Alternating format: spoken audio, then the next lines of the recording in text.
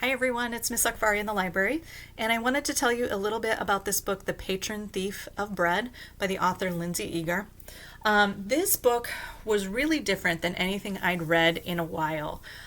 It feels like watching kind of an old-fashioned movie a little bit, if that makes sense.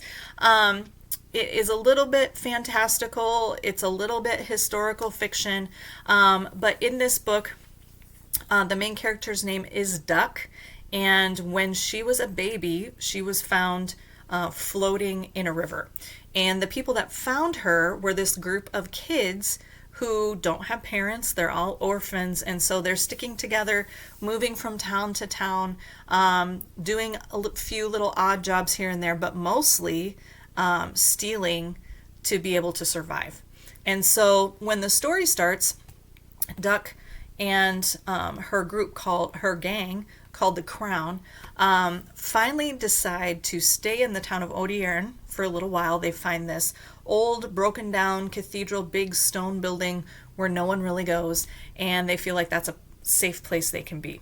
And the leader of the Crowns, the gang that Duck's in, decides that the best way for them to fit into this new town and be able to survive is for Duck to go and apprentice with a baker. And so Duck moves from this life of kind of going to town and learning how to pick pockets and doing all that kind of stuff to getting up early every day, hauling flour around, kneading dough, running all these errands, selling bread at market.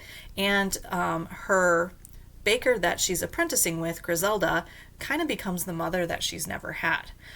However, part of what Duck has to do is sneak bread and sneak money to her remaining family, the Crown, her gang, and Duck gets stuck in a really tough position because the more time she spends in the bakery, the more she enjoys it. The more time she spends away from the Crown, the more she kind of gets out of that lifestyle. What makes this book kind of a fantasy is on this deserted, abandoned cathedral is a gargoyle. And maybe you've seen gargoyles other places, but this gargoyle is magical. He has thoughts and feelings and things he notices. And so from time to time, most of the time you get Duck's story, but from time to time you get the old grumpy gargoyle's story as well. And it's really, really fascinating. It's a very heartwarming, very suspenseful, very fun story to read. Patron Thief of Bread.